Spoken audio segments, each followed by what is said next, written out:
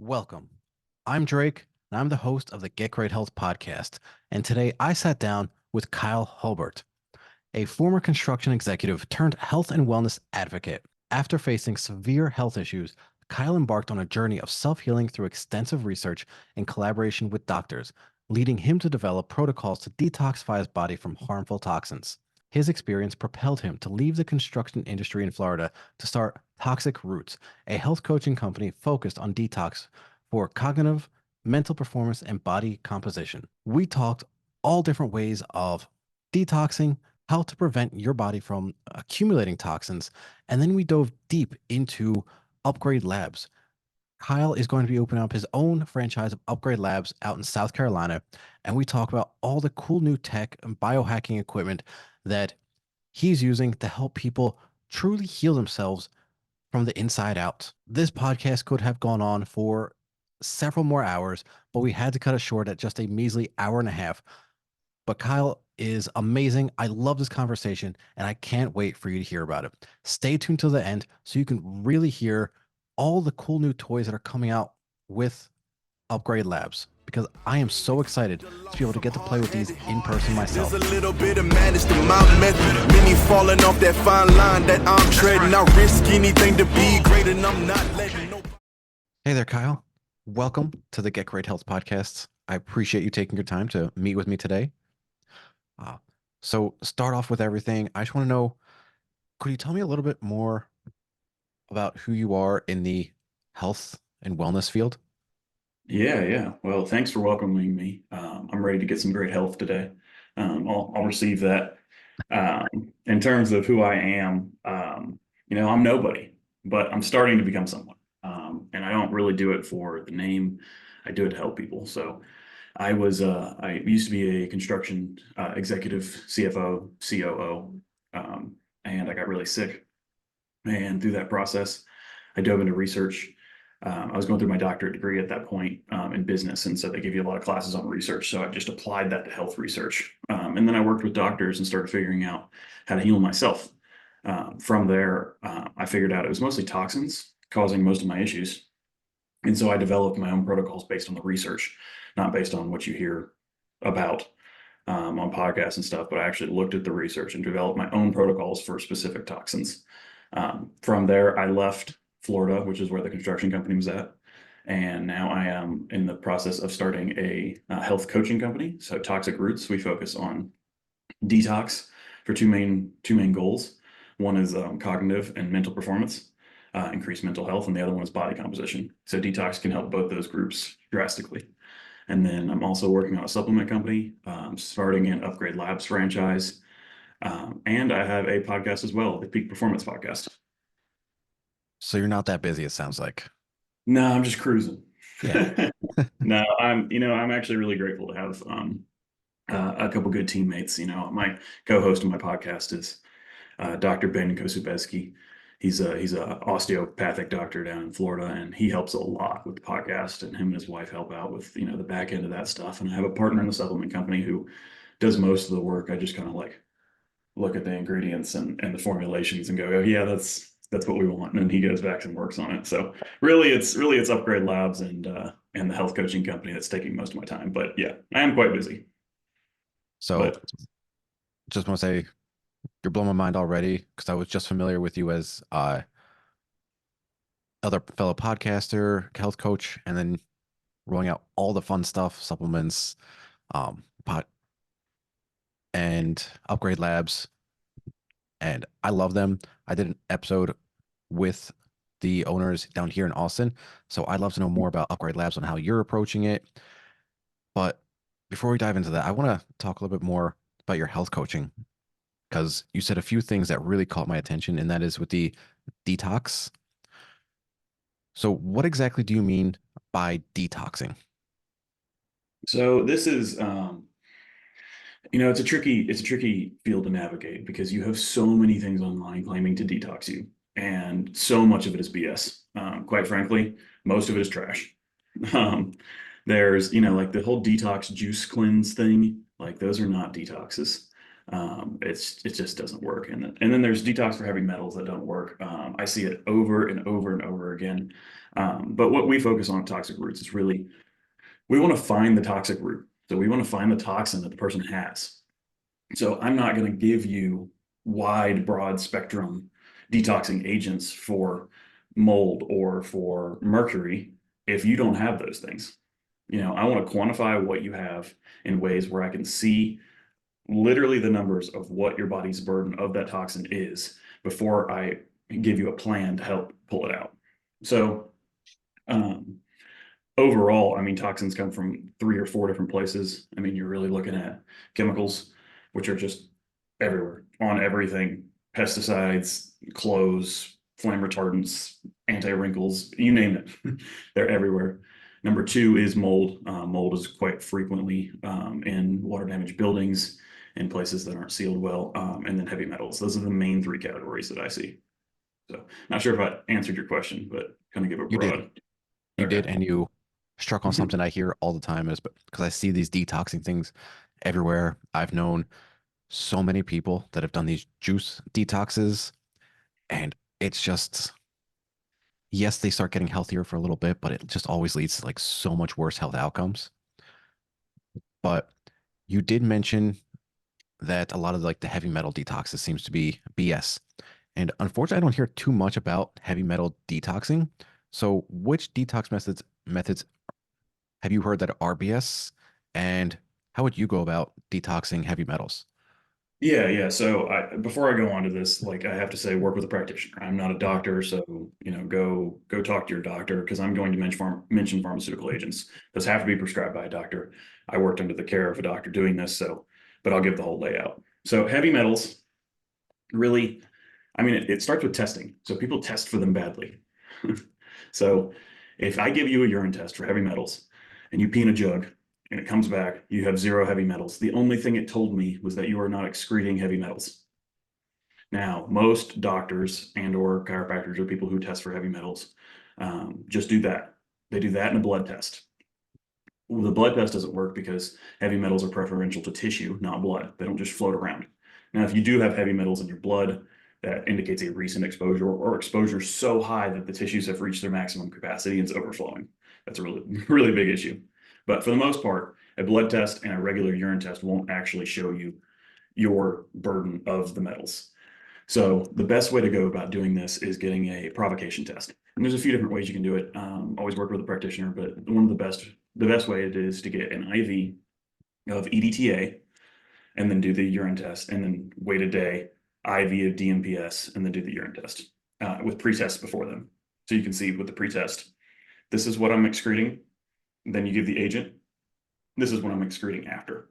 And the reason I gave 2 agents, that DMPS and the EDTA, is EDTA will pull basically all metals fairly equally, except for mercury. It does not prefer mercury. DMPS pulls mercury and does not prefer all other metals.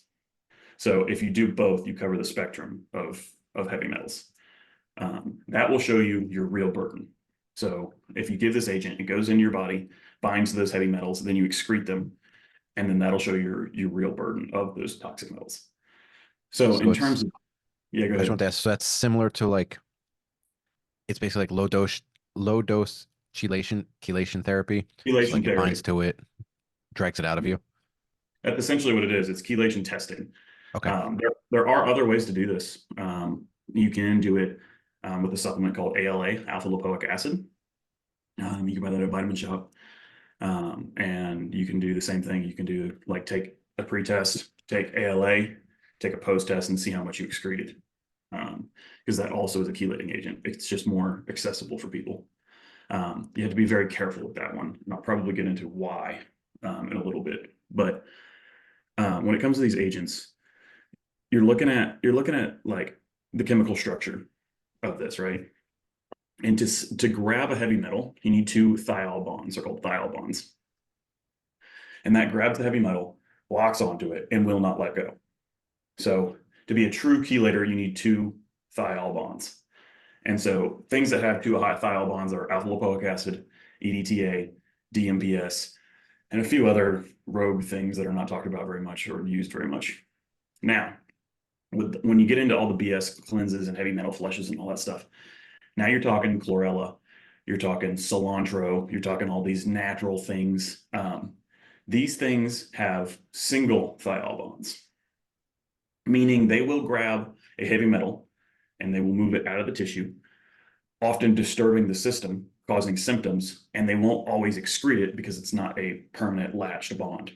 So, someone very high in, say, mercury, if they started juicing cilantro and drinking that, it could potentially be fatal for them because they're exacerbating their mercury poisoning symptoms. They're moving it around their body, they're shaking it up without actually excreting it.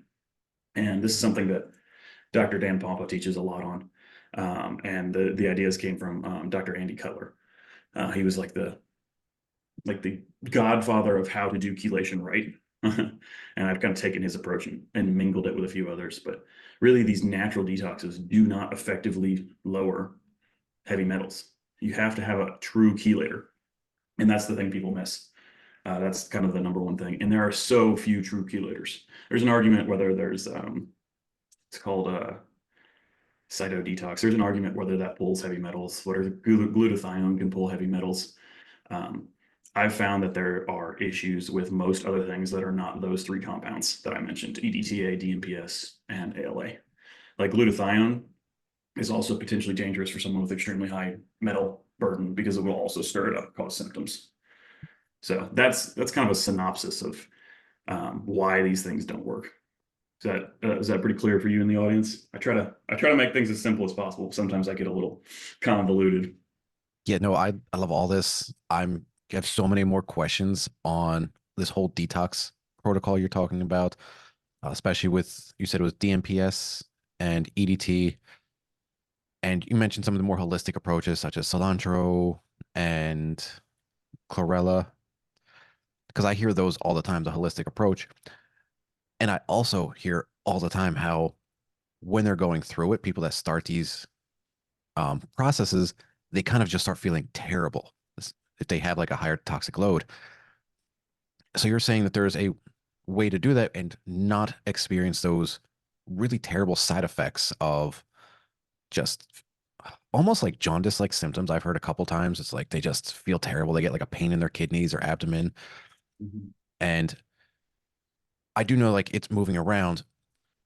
Would you say if someone like say doesn't have access to a doctor that believes in heavy metals, which I personally have experienced that general practitioners, not all of them even believe that heavy metal toxicity is even a thing. If they were to try a more holistic approach, do you recommend any ways to improve those approaches? You mentioned ALA. Is there something else that they can combine with the pharmaceuticals or supplements to increase their ability to not have those symptoms and to excrete the heavy metals? Yeah, yeah. I mean, there are a few things. It's pretty simple, really. I mean, it's drink enough water, and make sure you're getting movement. Vibration plate's good. Make sure you have lymphatic drainage, lymphatic massage, um, sweating, getting in the sauna, infrared sauna, that kind of stuff. Those are the basics that'll help those symptoms. But really, you're not supposed to have symptoms that are terrible when you're chelating. You will have some kind of Alzheimer die off chelation symptoms, but it should not be to the point where you're like, I feel like trash. Because if you're either going too fast or doing it wrong. Um, and that's what it comes down to. ALA is so like I recommend ALA because most times people like when they want to detox from heavy metals, they're like, I don't want a pharmaceutical. I want to go natural. I want to go holistic.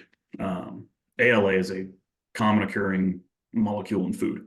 We get alpha lipoic acid in food, very natural. And so if you take ALA through a systematic protocol, it's very safe. You can actually pull metals out of the body. Now, I like to run DMPS or EDTA before ALA. And the reason is EDTA and DMPS will not cross the blood-brain barrier. So it'll pull all the metals out of the body. Then you can run your ALA, which will pull the metals out of your brain, which makes the symptoms a lot better throughout the whole process. Okay, that does sound a little less dangerous when you mention like, so they're not going to heavily pull anything out of the brain, because I do know. Well, let me ask, what are the risks of pulling out some of like the beneficial metals in our body, such as copper, zinc, and iron, when you're doing chelation therapy?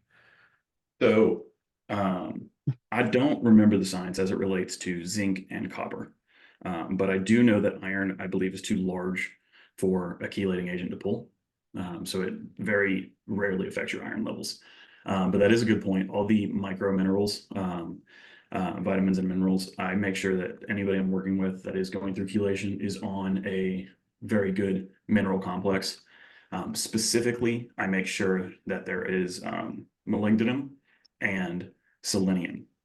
So molybdenum often fights for the same receptors as mercury, and sometimes it'll get pulled out too in chelation. So you need to make sure you're putting that back in. Selenium mitigates some of the effects of mercury poisoning, and that will help you feel a little better. And it also has what they call a sink effect, so it will bring metals from the brain down into the body.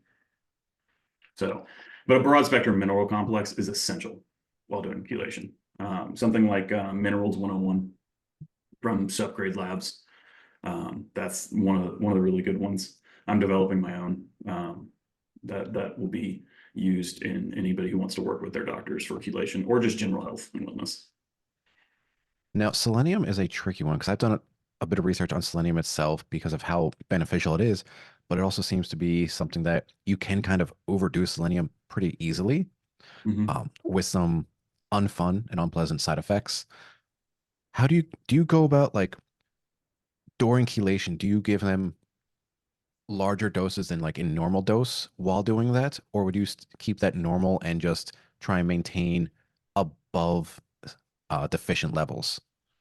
Yeah, yeah. So during chelation, I would usually recommend popping up over the normal dose for specifically selenium and molybdenum. The other whole host of minerals, I kind of leave at a standard dose just to make sure we're not deficient in them. Those two, though, I make sure that we bump up. And you run into issues. I mean, the studies are saying somewhere around 800 micrograms to a milligram a day. That seems to be kind of where the threshold is. In most multis or most mineral complexes, you're looking at 1 to 200 micrograms. So I'm usually recommending to clients, instead of 200 micrograms, maybe we do 400, 600. We're not approaching the 800 or a milligram zone. Again, these are all recommendations, not prescriptions. No medical advice during this podcast. Um, Correct. I am not a doctor. I'm an unlicensed biohacker, as Dave Asprey says. yes. So let me ask you one more thing on this topic, and then we'll switch because I feel like we could talk about heavy metals a lot. Um, when it comes to selenium, how do you feel about Brazil nuts over the actual like ingredient, single ingredient? So this is that's a hard question because I do prefer a whole foods approach Mhm. to most things. However, the when we're doing chelation, the preciseness of a supplement is nice to have. So I can feel exactly how I feel in 400 micrograms of selenium. Then I can add one more, and I can feel exactly how I feel on 600, and I can go back to and feel how I feel on two. Whereas like your selenium levels are kind of vary based on the size of the nut and are you really gramming it out and how many of them are you eating and are you making sure it's the same amount every day, and it's a little tricky. I like the preciseness. Now if someone's just going through and doesn't want to take supplements, it's probably a good approach, but again, our food is so mineral depleted nowadays Mhm. that you have no idea if those nuts are super high in selenium like they are touted to be, or maybe those nuts were grown in an area with mineral deficient soil and they have almost none. So you have no way of knowing. Yeah, and I just asked that because again, we're talking about the holistic approach, and that is something I've read about. It's like, hey, if you're doing any kind of chelation or you're taking these heavy metal detoxes, be sure to supplement with Brazil nuts. And again, same idea is like I'd love the whole food approach, but what we're doing to the soils is terrible. So we're kind of just Mhm. depriving everything. So Yeah. I would always recommend to everyone, at least when you're doing some kind of detox or something where you need specific amounts of something, go with the supplement and then go back to whole foods when you're done with the Yeah. detox. And I will say, when it comes to a holistic approach, you can't lump all supplements and pharmaceuticals into a non-holistic approach. Mhm. So, like, selenium is a natural occurring mineral. Like, I would consider that a holistic approach. It just is. It's essential for our bodies. Whether someone thinks it's not, you know, holistic because it's in a capsule is a different story. But like you said, it gives us that preciseness so we can actually see, how we feel on each dose. Before we move on, I do want to give a word of caution on the ALA. ALA, if you go to the vitamin shop and you buy it, it comes in 2, 4, and 600 milligram capsules. Don't do that. So if you have a high mercury burden and you take 200 milligrams of ALA, you will be wrecked. You will feel like trash. Even the people at the vitamin shop are like, oh, you're buying ALA? Be careful, that gives people headaches. So you usually should search online, and I like to start somewhere around 25 milligrams. And then how you take this is very specific, and you might want to link to like Andy Cutler's chelation protocol. It's ACC in the show notes, but you take it every 3 hours for 3 days, and then 4 hours at night, so you can only wake up once at night essentially. And the reason you do this is you're dosing on the half-life, so your levels of the ALA stay high, so you're not just pulling up and moving out a little bit and you disturb some. You're pulling and moving, and you're pulling and moving, you're pulling and you're moving, you're pulling and you're moving. So it's a cycle, and you run that for 3 days, roughly 72 hours. Then you take about a 4-day break and you cycle again. Eventually, you'll get to the point where you can run 200 or 400 milligrams every 3 hours with 0 symptoms. That's when you know you're done. All right, so I'm glad you said that because that's like probably a pretty efficient way to check to see if you have mercury poison. Because I've been in vitamin shops and they've recommended it to me for athletic performance before.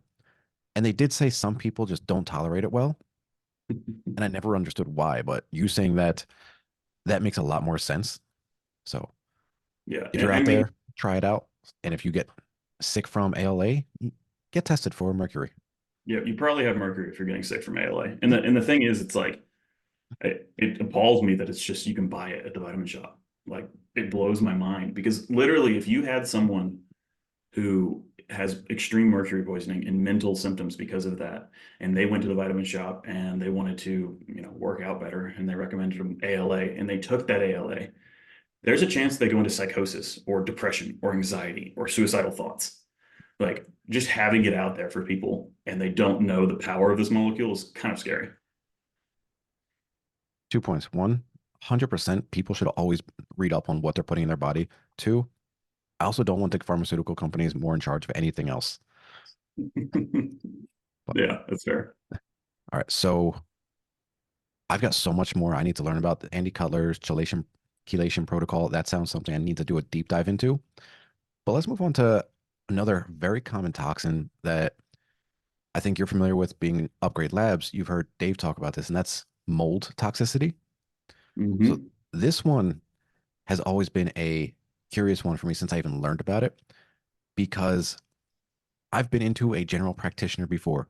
I asked them if there could be mold in the house and if we could get tested for it, myself, my family, my at the time 3-year-old daughter. And the doctor looked at me and said, there are no tests for mycotoxins. How do you feel about a doctor saying that? Well, that's a whole issue of And again, we don't have to talk uh, about like yeah. specific doctors I'll or yeah, I'll name call it say anything, but ontological. I'll call it ontological arrogance, okay. which is the concept of I went to medical school, therefore I am an expert on all things medical. And when it comes down to it, if you went to medical school, you're an expert on what they taught in medical school, Mhm. which is a very narrow portion of health. I mean, even in the traditional medical model, like you can do surgery for another 4 years. Now you're an expert on a specific type of surgery, like cardiothoracic. You're not an expert in, leg surgery or something like that. So even medical school doesn't teach you everything you need to know. So these are very niche concepts. And if you're working with someone who never says, I don't know, that's a bit of a red flag. Because if you ask them something and they can't accurately speak to it, that is probably someone who is over believing in their own knowledge and not willing to do the research and keep learning. So Sorry. that's what I feel from a psychological stance on that. But in terms of actually practicality, there are tests to measure mycotoxins. 100%. There's actually a few ways to diagnose mold toxicity. My favorite is my myco lab panel. This is not going to remember his name. I'd have to look up his name, but the doctor who came up with this panel has got tons of peer-reviewed research posted right there on the site, mymycolabs.com. And what it measures is the antibodies for mycotoxins in your blood. So it's measuring the active response the body has to mycotoxins in your system, which I believe is one of the best tests you can take to see your active burden of mycotoxins. There are urinary mycotoxin tests. Again, it's kind of the same issue I have with the heavy metal test. If you pee out and you have high mycotoxins, it doesn't necessarily mean that you have a problem with mold. It just means you're good at excreting them, or vice versa. If you don't pee out any, it doesn't mean you don't have a problem with mold. It might just mean you're bad at excreting them. So I'm not a fan of the urine test. There is another way, and you could probably link to our episode on mold because we go pretty deep in this. Kelly, I'm not remembering the doctor's name off the top of my head, but he created this way of testing for someone who has mold and thereby CIRS, so chronic inflammatory response syndrome. And basically it's a series of like 7 lab tests, and you have to fail at least 5 of them to qualify. It's a very unsensitive test. And I'm just not a huge fan of it because you have to really know how to interpret it. And then even then you're not measuring like antibodies to mycotoxins directly. You're drawing conclusions from a bunch of related tests and lumping it together. So I think the MyMycoLabs is by far the best way to test for mycotoxins. So let's say someone gets this test and it shows that they have mycotoxin toxicity in their bodies. They've got all these fungal spores that don't belong there. Besides the whole just leave your environment, which is unfortunately like the most immediate thing anyone can do, because regardless of how much you detox, if it's in your environment, it's just going to keep coming back. What are your preferred methods to alleviate the burden of mycotoxins in the body? So step one is obviously if you know you're in a moldy environment or have a feeling you're in a moldy environment, figure out if it's true. It's going to be hard to get better from mold illness if you're living in a moldy environment. That's just the sad truth. The Bible actually had a protocol back in the Old Testament for how to deal with a moldy house. And it was something like take the house apart, scrub every rock, wait 7 days, come back. If the mold's there, do it again, wait 7 days, come back. And if the mold's still there, burn it to the ground and never use it again. So literally, yeah, like literally, well, it would still work today, honestly, quite frankly. Just burn the house down. Works. Yeah, and some places actually do need that, believe it or not. It just needs to be cleansed. But a lot of the times, what's interesting is some people have mold issues, right? They have mycotoxins, but it's not their root. And the reason this is because of the interaction between molds and heavy metals. So heavy metals make up the scaffolding of the biofilms that mold lives in, the mycotoxins live in your body. So if you remove these heavy metals, you remove the mold's home and you can flush it out of your body much better naturally. So one is examine your environment. If it's a bad place to be, consider leaving and finding a new place or cleaning it up the best you can. That's a whole different episode that we could get into there. But that's number one. And number two is go test for heavy metals with a provocation test. Because if you have high heavy metals and you have mold symptoms, get rid of the heavy metals first, because trying to get rid of the mold is very difficult when it's locked in those biofilms. So if you can get rid of your heavy metals, then the mold a lot of times will just go away. If not, you can hit the mold in a different protocol. Sometimes it is truly mold poisoning. It's just mold poisoning. There is no heavy metals. In that case, and Dave Asprey talks about this protocol quite a bit. I've got it right here. My wife was on it. It's itraconazole. I'm not sure if you can see it, but it's a Sporanox, generic Sporanox, and it will kill the living mold in your body. So you run that for about 6 to 9 months, and then alongside that, you need to be working with someone who knows what they're doing in terms of binders and other agents. And you want to use a wide variety of binders in order to scoop up everything. So that will kill it. And then you use the binders to help clear it out. I think binders alone are not a solution to mold. And by binders, you mean like activated charcoal, bentonite clay, stuff like that? Yeah. Right. So you said you run that for 6 to 9 months, which seems like a real long time for mold. Now, again, similar to heavy metals in how if you do it too much, you could take away the good metals that are in your body. there are a certain amount of fungal species that live in our intestines. Is there anything we need to worry about or something we can supplement with to make sure the good fungus that's in our intestines stays there and we don't just kill off everything? So I don't really know the answer to that, to be honest with you. Okay, Um, fair but enough. when you get there, honestly, like to my knowledge, the research on the beneficial fungus in our intestines is not well fleshed out, well studied. We're still figuring out the microbiome with the bacteria, much less the fungus. So I ran it for 6 to 9 months with no negative effects. My wife has ran it for 6 to 9 months with um, very positive effects. It was almost like an antidepressant with her. She called it her happy pill, which is hilarious. My sister ran it for 6 to 9 months with massive positive effects on her OCD. And so I know tons of other people too that have ran it with near to no side effects. Now there are the occasional people that do have side effects, like it can hit your liver enzymes a bit. But if you're working with a practitioner who knows what they're doing, they'll put you on it. They'll test in 2 weeks and they'll monitor.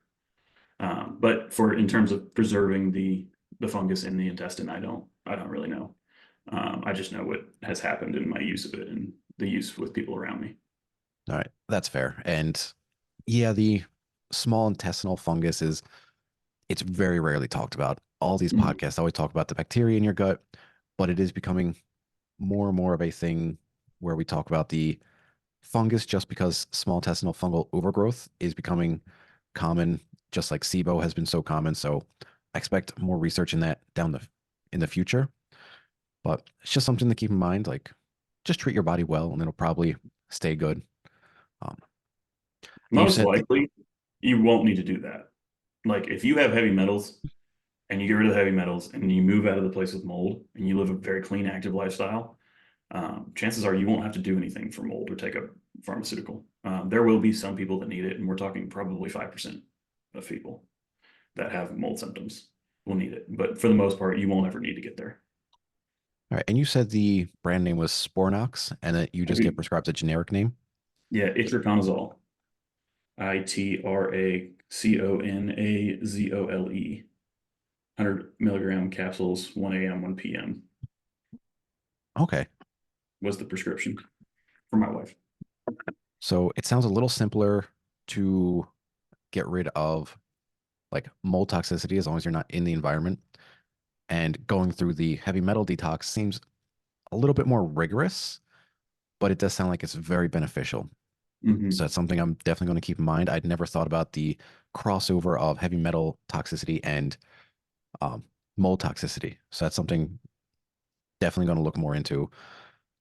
So, and you mentioned one more major contributor to toxins, and that is chemicals.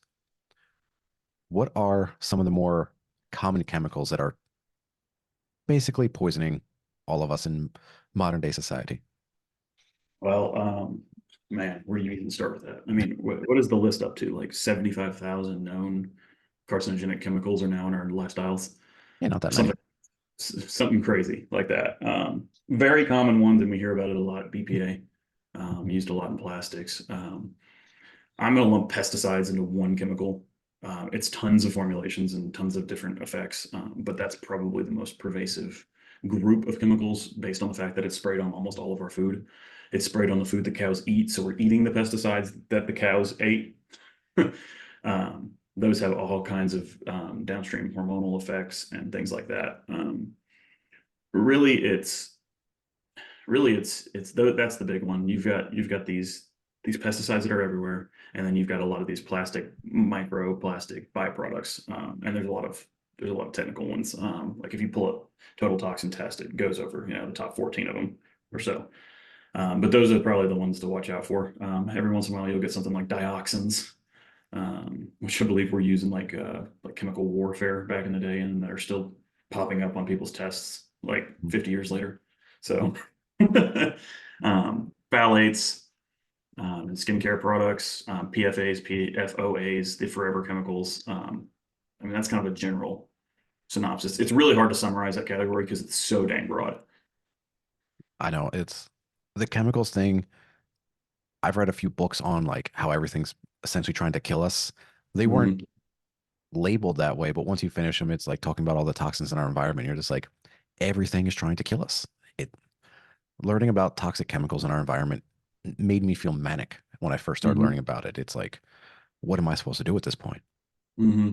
That there's, I can boil it down to the point like, Mhm. or I can give like 3 or 4 steps, and that'll cover you as best you can. Yeah, let's hear it. One is eat organic. That's number one. You'll avoid a lot of the pesticides. Yes, there will still be residues. Yes, all that, but it's a lot less. You can use the Dirty Dozen or the Clean 15 website online to see which ones you should buy organic no matter what, and which ones that don't really matter based on pesticide usage. So that's number one. Number two is just get all clean health care, beauty care products. So foundation, makeup, perfume, um, cologne, like shampoo, conditioner, soap, hand lotion, all that stuff. Just get clean products. You can use the app like EWG, Think Dirty. They have certification systems. If you get EWG verified, it's almost always a very good clean source. Um, Number three is when you're buying clothing, just try to buy all natural fibers. Don't buy plastics. Don't buy things that are non-wrinkle. Buy 100% organic cotton. Buy bamboo. Buy basically natural fibers with no treatment. And number four is switch out all your food storage containers for glass and your cooking ware for stainless steel. I mean that will cover the vast majority of the chemicals we're exposed to on a daily basis. There's one thing in there I want to touch on because unfortunately, like anything that's organic or naturally made or poison free seems to cost more money because I guess poisoning us is cheaper. However, one thing I did learn about was you talked about clothing. Going thrifting and getting older, like used clothing, seems to offset a lot of like the off gassing that you would get because it's already off of it. So you can actually get cheaper clothing, which tends to have less of a chemical impact on your health. Yeah. So always make sure you wash it though immediately when you get home because you don't know if it came from a moldy environment. Yeah, Um, absolutely. but yeah, I actually do that with my wife. We'll go to like a Goodwill or Nordstrom Rack or whatever, and we'll find these discount things that are 100% cotton. And like the other day, she paid $30 and it was like a $250 pair of jeans, 100% cotton. Like perfect. It's a great solution. Mhm. Yeah, go thrifting it or get some discounts. You can get some amazing deals on clothes. So Poshmark, that's another good one. nice. Yeah, it's an online store for used clothing. So one more I want to touch on because I know you've got an appointment very soon, and that is microplastics. This is something that I feel like is super common and pervasive and in everything. I recently read an article where increase of microplastics in your body increases our risk of myocardial infarction, strokes, blood pressure because it starts to accumulate in the plaque in our arteries. So, is there a good way to detox from microplastics? I have yet to see one. So, and again, this is not my specialty. So there might be ways. I have heard people claiming that they can detox microplastics, but I have not seen hard evidence of how it effectively works yet.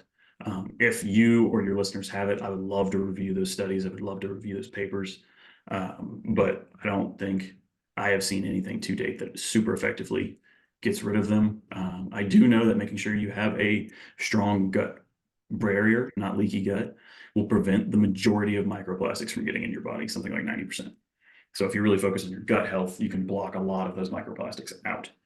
Um, and then making sure you're just not using as many plastic products in your life is another huge part.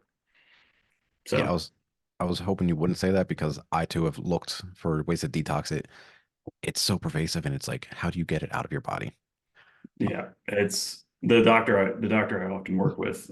He's kind of the same position. He's like, nobody's really figured it out yet, Mhm. which is kind of scary because I mean, you're even looking at like microplastics building up in the tubes where your sperm is transported through, which is going to cause infertility, like crazy stuff. An increase in estrogens because a lot of these compounds are estrogenic.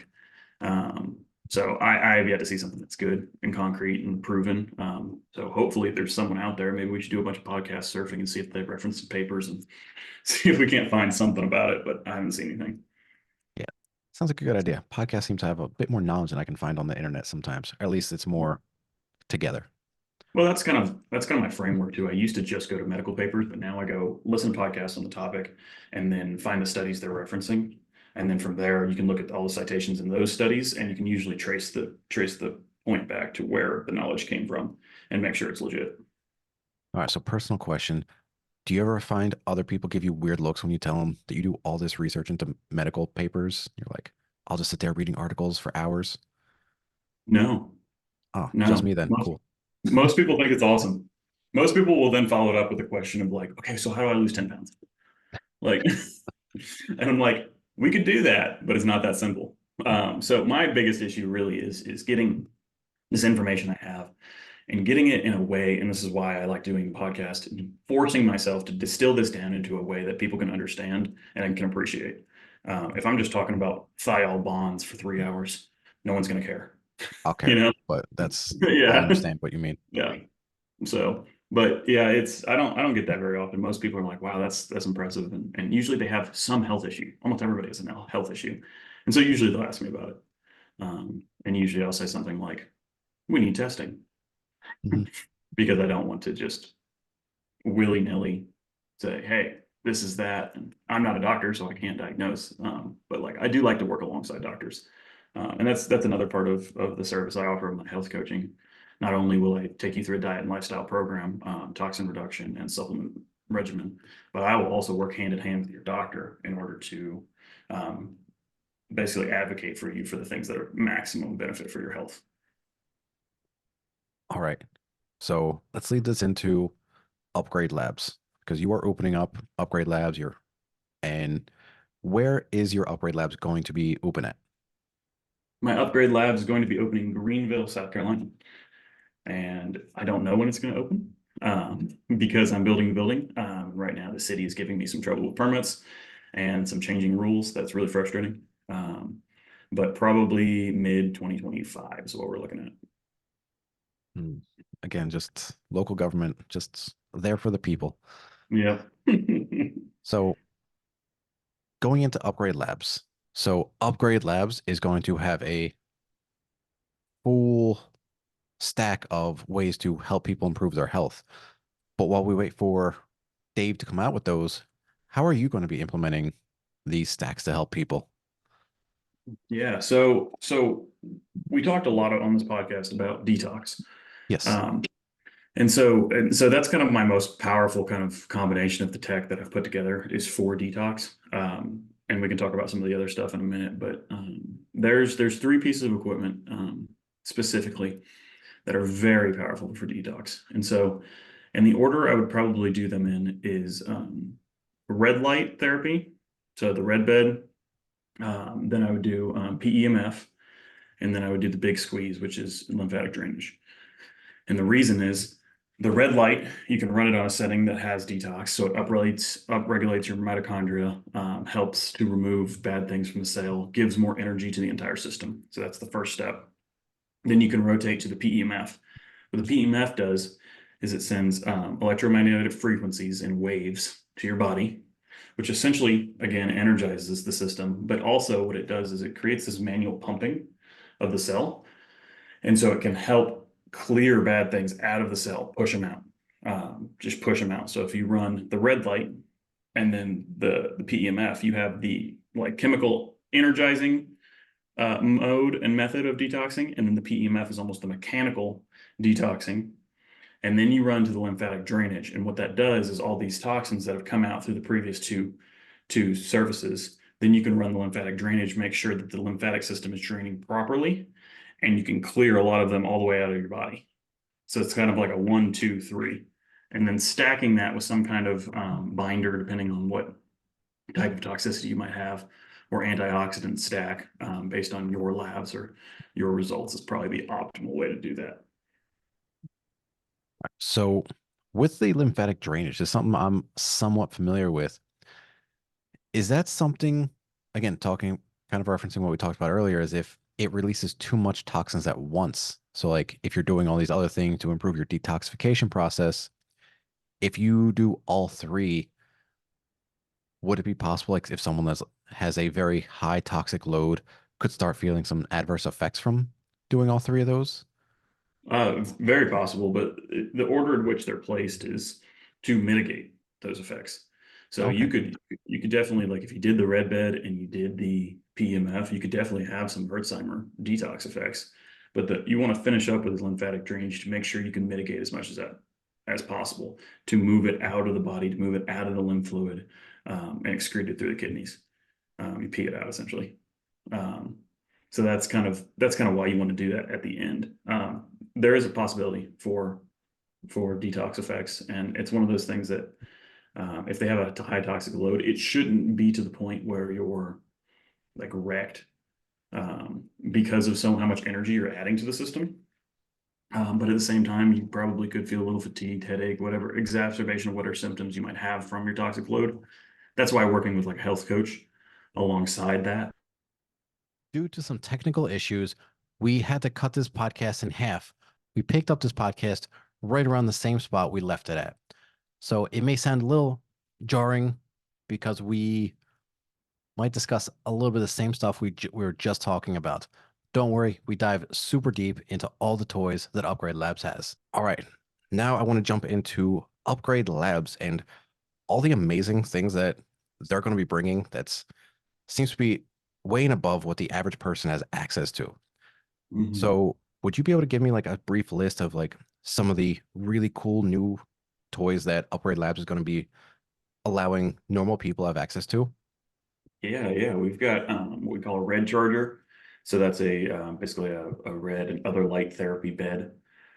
We've got an oxygen trainer, which basically takes you up to the oxygen saturation of Everest and back down a bunch of times, trains your lungs and your cardiovascular system. We've got PEMF, which is pulsed electromagnetic frequencies. That does a lot of things, but we can get into that. We've got the big squeeze, which focuses on lymphatic drainage, FDA approved.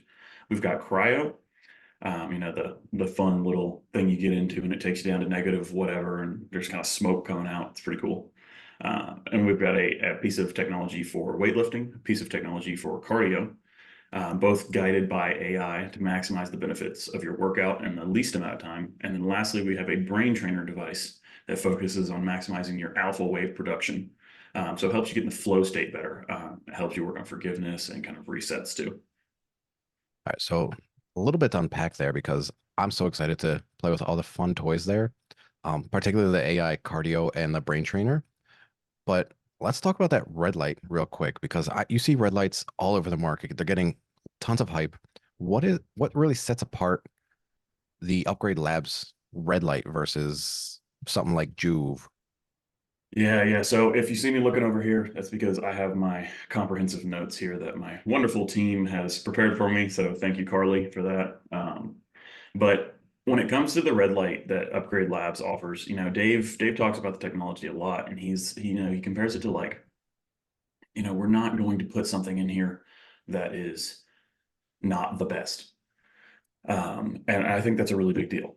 Like he is sold on putting the best we can for that technology. And this bed is no joke. So when it comes down to light therapy, you're looking at a few things. You're looking at your power generally. You're looking at your irradiance. You're looking at your wavelengths. And those are kind of your three things you're looking at. In terms of like power, like if you just want to compare power, the Juve system puts out up to 353 watts. So that you'll find in things like Restore, places like Restore or other wellness centers mostly have these kind of like red light panels. That's the Juve. Now, if you want to move up, a lot of professional sports teams use something called NovoThor, and they have 2,700 watts. So from 200 or 353 to 2,700 for NovoThor.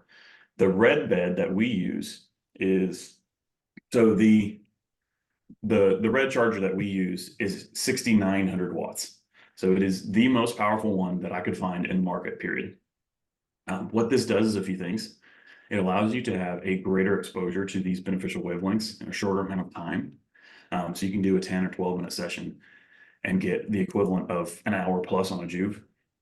Um, and then the other thing is that since we have this power, you can look at this like, okay, it's very powerful, but what is the benefit of this?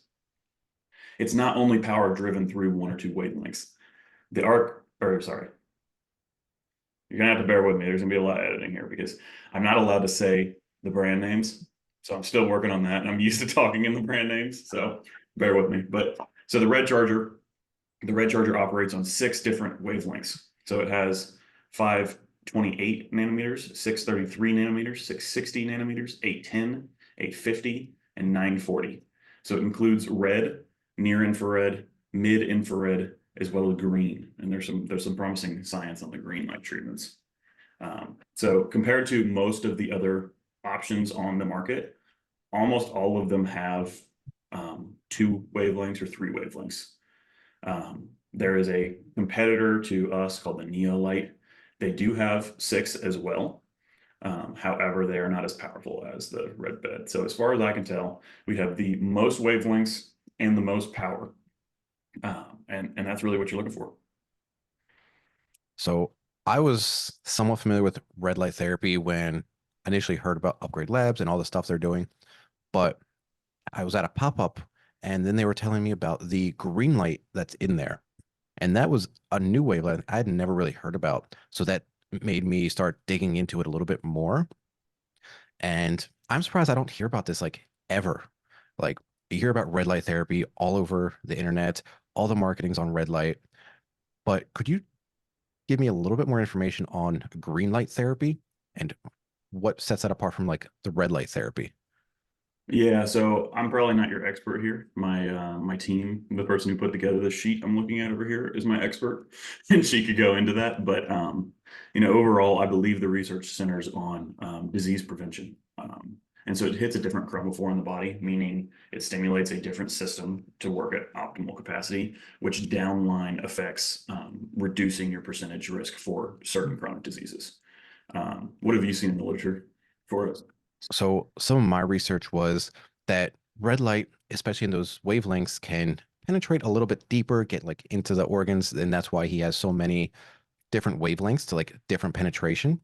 But the Mhm. green light, because it's closer to blue, it actually doesn't penetrate as deeply. So it has much more effect on like the surface level. And from what I've seen in the research that I've done, is that it affects the skin a lot more than red light does, allowing for much more vibrant skin. It allows for collagen production, making your skin a little bit firmer and tighter. Nice, very nice. Mhm. So, I might be wrong with the direction I headed in. That's just what I've heard. So, we probably at some point should do like a mini episode on these technologies with my GM who manages my location. She has gone deep in this in this stuff, so she knows kind of the ins and outs and all the technical specs of everything. But it's interesting to know that the green light has a better effect on skin because that's the main effect you hear for red light as beneficial. Mhm. Uh, so I maybe need to try it out. But then again, maybe that's another one of my shortcomings because I just don't care about my skin yet. I'm not quite old enough, I don't think. And I've always had fairly decent skin, so maybe I need to lean into that a bit more. I know I also don't care as much about it as well, but I hear all the time, you hear like the biohackers, Dave, Brian Johnson talking about taking care of their skin. Like Brian Johnson, like almost like deathly afraid of the sun, which is Mhm. just really attributed to the fact that he's a vampire. But yeah, I'm super excited to see it and how it affects us. And I'm sure that it probably also affects stuff down the line that's a little different than red light therapy. And I just want to say one thing on the whole light therapy because it's starting to become more accepted. But I remember hearing about it years ago, and it's very skeptical science because it's like, how does light affect us? And I was just had my daughter out at the park yesterday, and she's only 6 years old. And we're outside, and I'm like, hey, can you feel the sun right now? And she's like, yeah, I can feel it. And she doesn't really think anything of it. She ended the conversation, but it's one of those things is like, we always think that light is kind of like woo woo, it can't really affect us. But if you ever go outside when it's bright and sunny, you just get a little happier. You feel the sun on your skin. So before anyone dismisses like red light therapy and all these different red beds, just go outside when the sun's bright and shining and see how much better you feel. Yeah, I mean, you can look at the rates of seasonal affective disorder in places that are dark a lot of times of the year that skyrockets, and that's just basically a direct effect of light in your vitamin D system. Um, you've also got like crazy studies on red light. I mean, the the research is nuts, and a lot of this stuff is done on the lower power devices like Juve. Mhm. I mean, you've seen, if you do it on your balls, you've seen increase in testosterone. If you do it on your scalp, you've seen, reduced hair loss or better color. A few things there. They're showing glucose control from a session of red light, which is impressive. Increase of mitochondrial capacity, power. It's impressive. I mean, overall. And if someone's listening to this and they are skeptical of it, like look into the science. Like just Google it. Like Google it and spend 20 minutes and you won't be skeptical. Yeah, 100%. So next, another one that I've only recently started learning about was PEMF. Could you kind of explain like what is PMF and how does that beneficial for people? Yeah, yeah. So PEMF is pulsed electromagnetic frequencies. And what it is, I'm sure you've heard about the concept of grounding. Hmm. You kind of shed these ions and you get the natural pulse of the earth on your body. Essentially, it is a super, super high powered version of that. Um, and so what it does is it has a lot of benefits. Most notably in like classic medical literature, you'll see it's for bone regrowth is one of the biggest benefits. So if you have a broken arm, hitting it with PEMF can rapidly accelerate the regrowth of that bone. Um, but that's what the kind of traditional medical community has used it for. There are a host of benefits. Basically, what it's doing is it's energizing the system. It's sending these electromagnetic frequencies into your body, which has a cascade of beneficial downstream effects. It's actually largely similar to the red light in the thought that if you add power, energy in the form of light to the system, and in this case, magnetic frequencies, um, all the downstream processes will work better. So you have better mitochondrial health. Your detox systems fire up a little bit more. Your immune system works a lot better. But specifically, what I like to use the PEMF for is two things: injuries. So I have like some like hip issues and some lower back issues. It's interesting because when you turn it on and you put it on those areas, but also the rest of your body, you won't feel it in the rest of your body, but you just feel it in the injuries. So kind of stimulating that energy in those injured tissues to kind of promote regrowth and health. And then number two is detoxification. So the way the frequency hits is kind of like a boom, boom, boom, and it's kind of a manual movement, and you can feel it. Like you can literally feel it in your body. But what it does to the cell is it kind of creates this like movement of the cell, which allows it to kind of pump essentially, which frees up the cell to remove bad things and let good things in. So it helps with the detoxification as well. All right. So I've seen PMF mats around like at a few Mhm. different places. How is Upgrade Labs PMF mats or whatever they're using for PEMF different than the typical little ones you see around like on the market or in random people's houses? Power. That's what it is. It's all about the power. So you can buy one online, and you can even buy them up to like $1,000, $1,200 online. Most of those have an average of 0.03 Gauss, which is how you measure the power, to 0.35 Gauss. The Upgrade Labs one is 8,000 to 12,000. So a little bit higher. That's Yeah. So we're talking like somewhere in the neighborhood of 1,000 times more powerful. that is insane. Might even Yeah. be like 10,000 times more powerful. Yeah. That's Yeah. I think it is. Yeah. So it is drastically more powerful than what you can buy on the market. There is one competitor that offers a similar device, and they're called I think it's Pulse Labs. I think they offer a similar device. But what's interesting is they don't release their specifications. They don't release their power. They don't really release a lot of information on how their machines work. And because of that, I am reticent to recommend or even talk much about the company because if you're not releasing something are you hiding something? Mhm. So, these machines, the competitor is slightly more expensive in terms of how much these machines cost, but they won't tell you their specifications, which makes me think they're less powerful because they won't release that information. Just a hunch. I don't know anything. All I do know is that they will not give out technical specs. And I believe in transparency. And our customer at Upgrade Labs should know what they're getting, what power they're getting, and the effectiveness of it if they want to know. Not everybody wants to know. And not have a manufacturer providing equipment that is just kind of like, we don't know how this thing is working or what it's made up of. So, It's funny that you mentioned them because, and I'm just going off memory here because I'm pretty sure that's who I just looked up. I had a friend tell me about uh Pulse Labs, and I looked them up, and I know exactly which model you're talking about. And yeah, they didn't have the specifications, which I thought was odd because it's like you're electrocuting yourself. You should probably know what you're electrocuting yourself with, essentially. And now it's mhm. not like actual electricity, it's just frequencies. But also to put it out there, their high-end models like $30,000. So if you don't want to spend that, Upgrade Labs is way more efficient and cost effective than buying a $30,000 piece of equipment for your house. Yeah. And you know what you're getting. Like if you Mhm. come into our center and you're wondering about the power of the equipment or any technical information or studies on it, like talk to me or the owner and they'll hook you up. They'll give you the information. Um, I don't like when companies try to hide things. I'm not about that. So I agree. Transparency is the most important thing, especially for biohackers. It's like we want to know what we're doing, so that way if it we want to adjust it, we know how to adjust it. mhm, that's big. Mhm. And so I've already talked a little bit before on the AI training and all those different like machines that they're going to be doing. Mhm. But something I'm super curious about is the brain trainer. Are you familiar with how that technology works? Yes, yeah, yeah.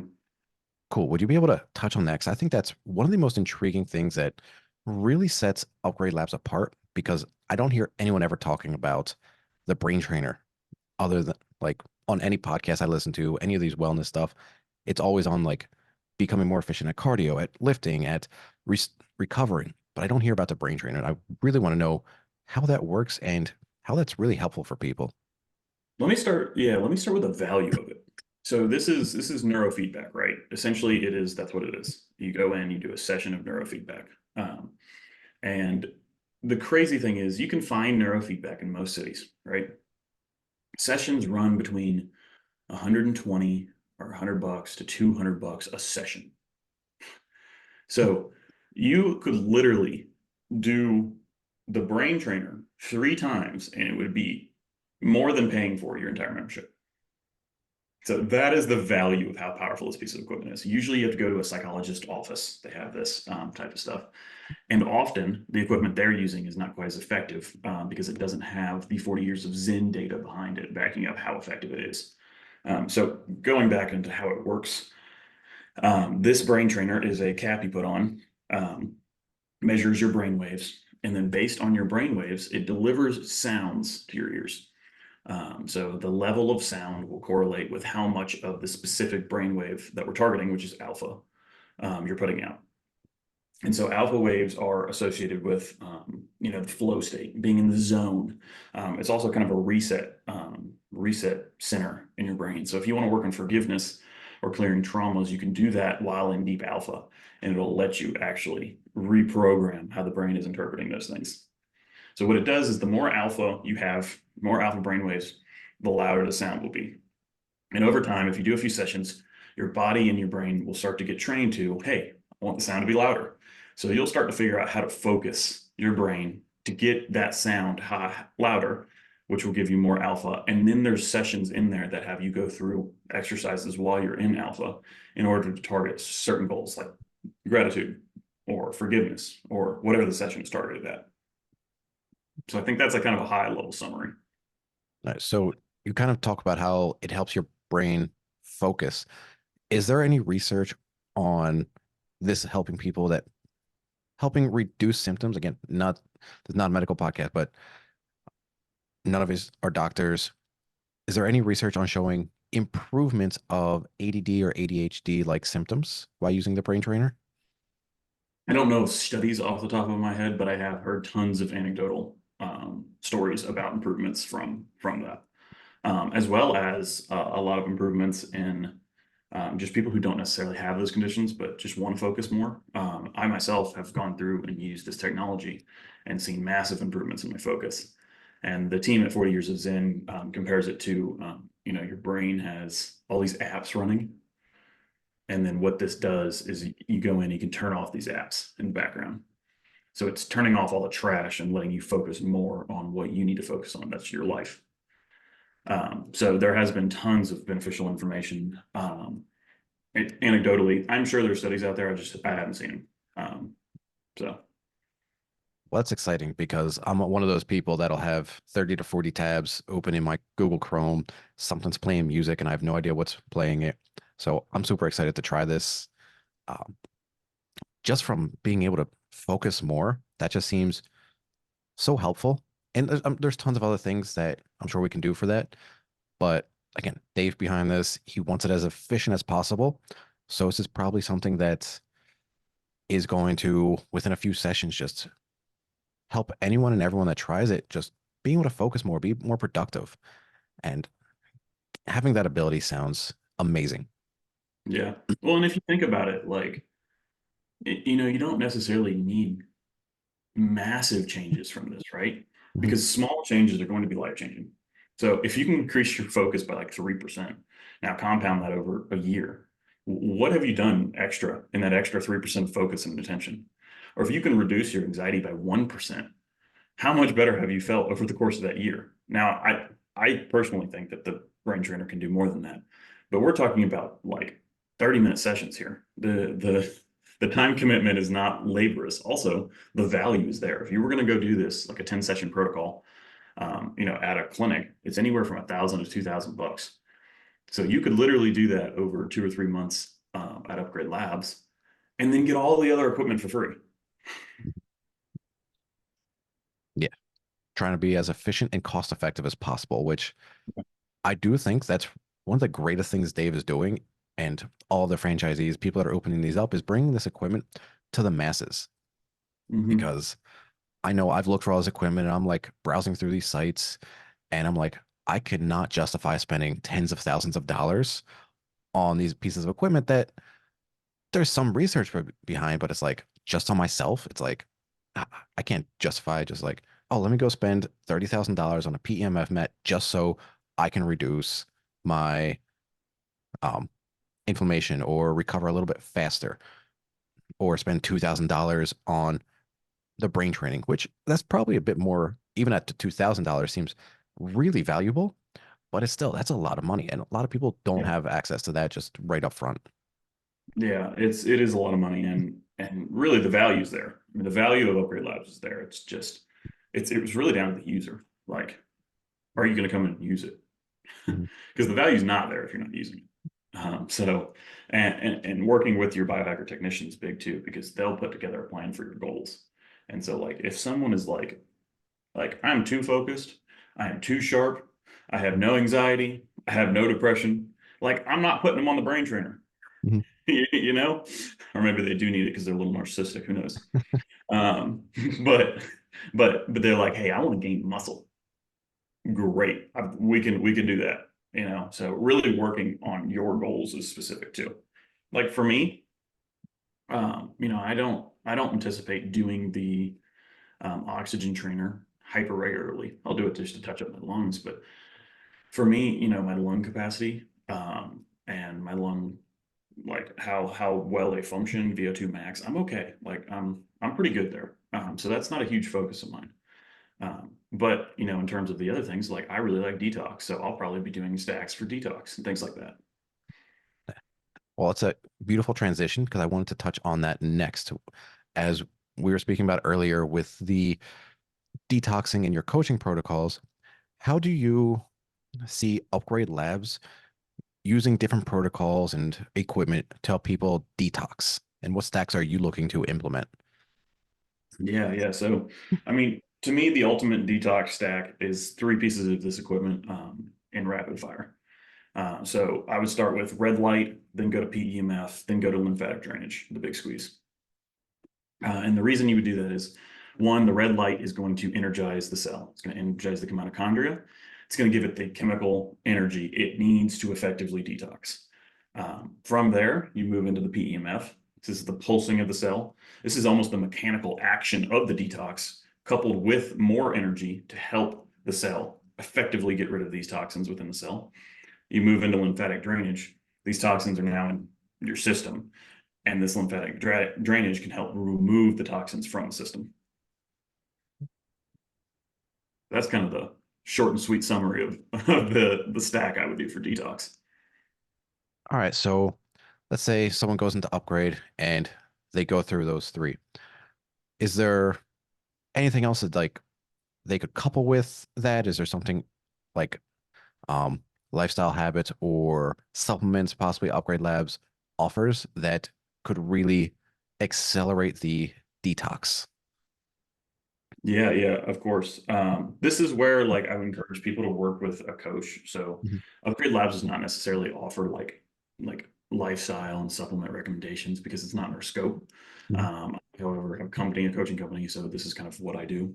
So I can speak to it a little more specifically, but um, there are a lot of supplements that can help this detox process. And really what it gets down to is you need to know what toxins you have, as we talked earlier on this episode. You need to know what toxins you have in order to know what supplements and or binders and or antioxidants you should use to maximize the detox of those.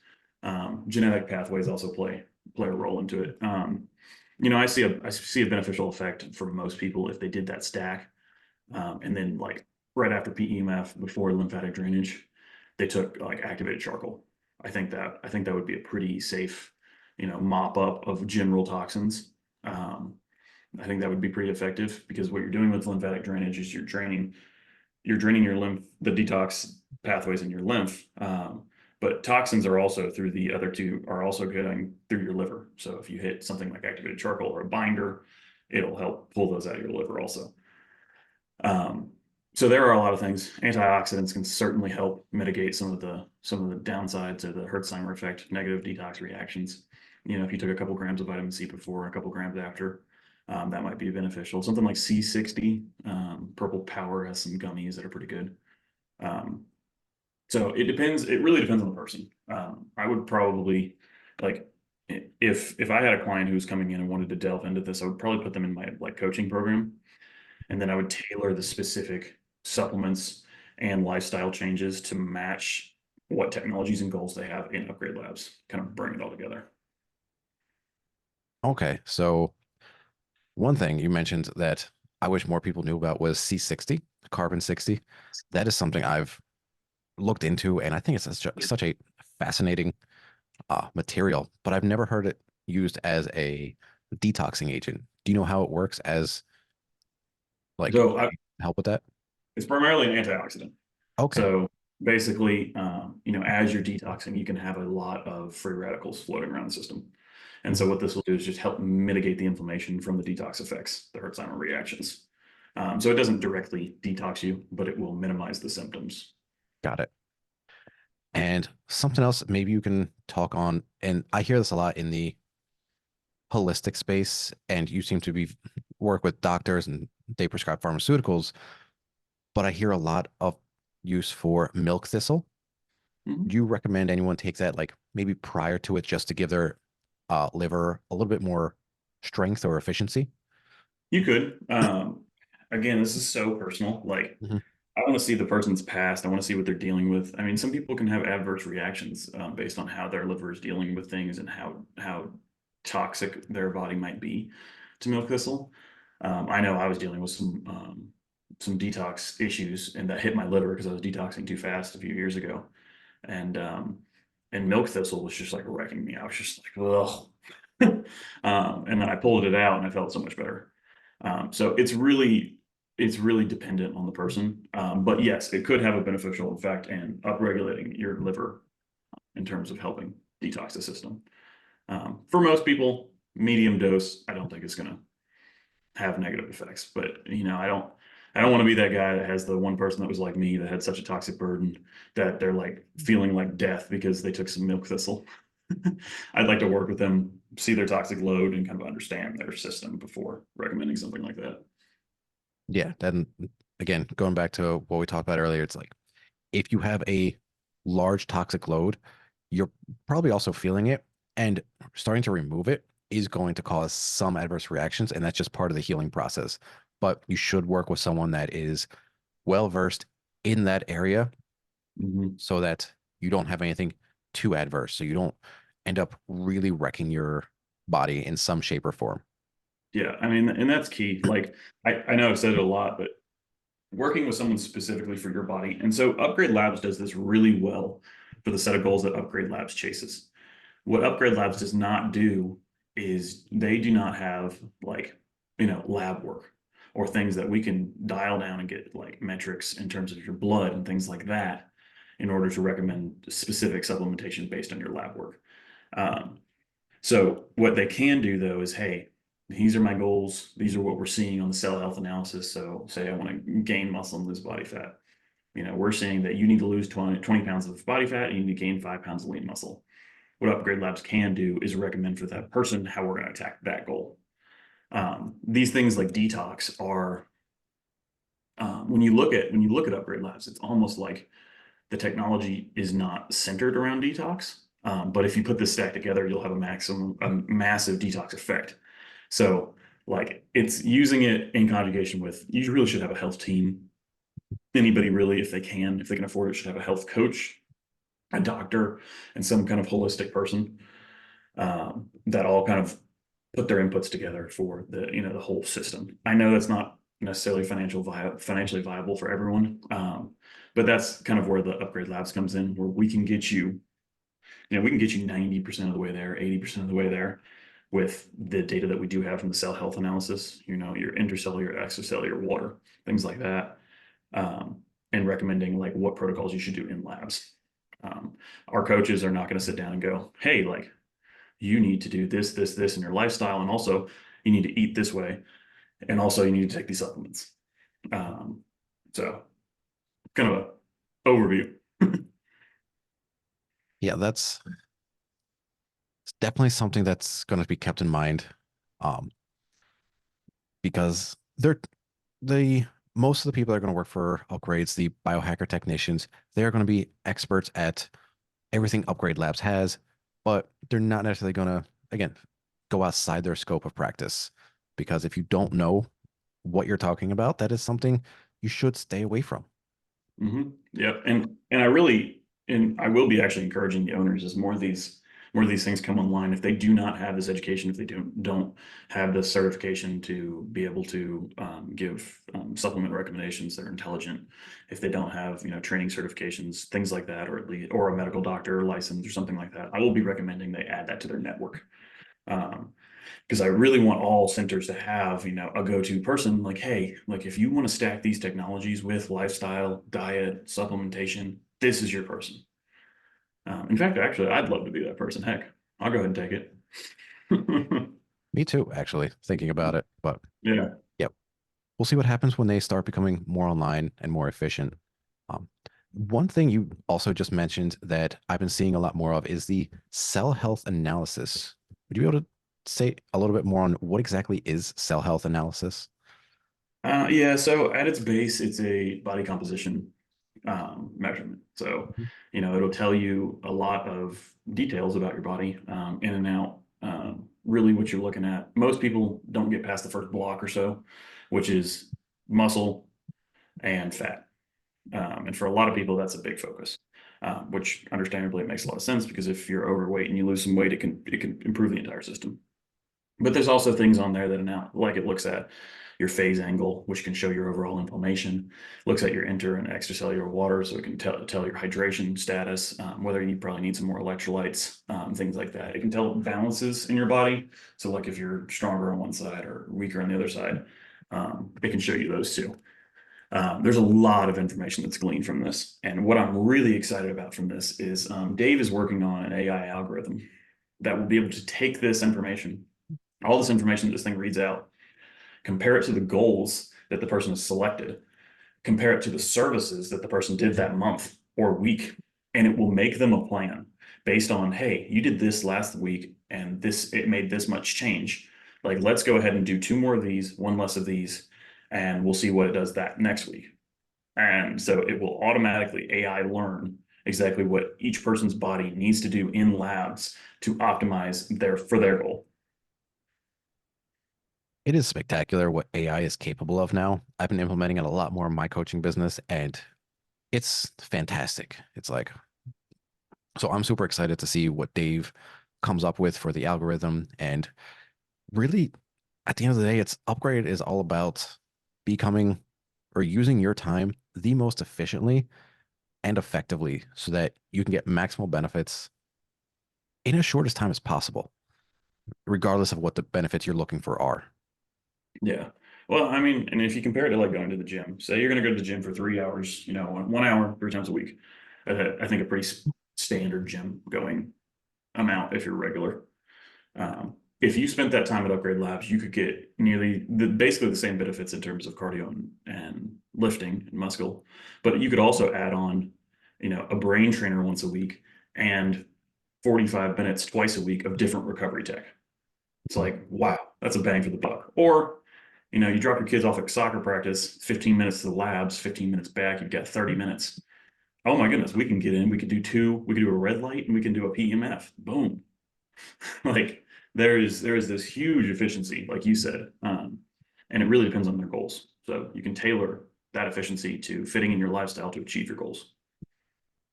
Yeah. And again, that's probably the most exciting part of this because I have a personal training background.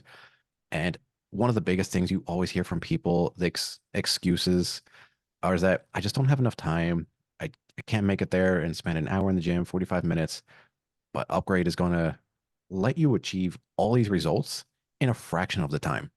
Mm-hmm. If So, you wanted to do just the performance tech, you could be in and out in under 30 minutes and get the equivalent of roughly an hour of lifting weights and roughly an hour cardio. mhm. So I mean in and out. I mean, like the actual services themselves take 24 minutes when you combine them, roughly. Not even that. Something like 20 minutes. So you could come in, you could say hi, you could chat for 2 minutes, you could do a cell health analysis, you can hop on the lifting, hop on the cardio, be out the door 28 minutes. Like that is peak efficiency. Yeah, I can't. I'm excited for it as well. So, and I love the gym, and I'm excited to use these things as efficiently as that. So, I'm excited for this future that is basically coming to us in the form of performance and recovery tech. Yeah, it is very exciting. And I think I'm a biohacker, so I'm all about stacking. Mhm. If you like the ultimate longevity protocol would be doing something like using the services and the goals tailored through the AI algorithm at Upgrade Labs, alongside working with a health coach for your supplement, your diet, and lifestyle recommendations, alongside working with a good longevity doctor. Like if you can put those 3 things together, like you are going to be ahead of probably 99% of the population in terms of living a long time and living well. I think Upgrade Labs alone puts you ahead of 80+% of the population. Yeah, it's probably a significant amount. I mean, Yeah. just from the standpoint of improving metabolic health. I don't know if you Mhm. heard that study. It was relatively recent at this point, where it was saying that I think it was like 12% of the entire US population is metabolically healthy. And even that might be a bit of a stretch. Yeah. Hey, I'm proud of being that 12%. Me too, hopefully. But Hemoglobin A1C of 4.9 in my last lab work. nice. Yeah. Fasting glucose 78 and my insulin resistance lipid score at undetectable, sub 25. So I'm in the bottom percentile of insulin resistance. Nice. So that's just a testament to how well this biohacking stuff works. Yeah. And I feel like with just you saying that, I could probably talk to you another hour, but we've already talked at this point for almost 2 hours. So I think we'll end it there. I would love to do another part somewhere in the future, talking even more about biohacking and different ways that we can improve our lives and longevity. But Mhm. I just want to thank you so much for your time, Kyle. it has been a blast. I've loved this entire conversation. So Yeah, of course. I've actually really enjoyed being here, and you're a great interviewer. thank Great, you. great to be on. Thank you so much. All right. Well, thank you so much for your time. And I will have all the different ways to improve our health, all the things we talked about in the beginning of this episode in the show notes below. So be sure to check those out. Go check out Kyle. I'll put all the information on how to contact him in the show notes as well. And just remember, detoxing isn't always BS, but a lot of it is. Check out Kyle. He can point you in the right direction. Right on. Thank you, sir. Have a great day. You too.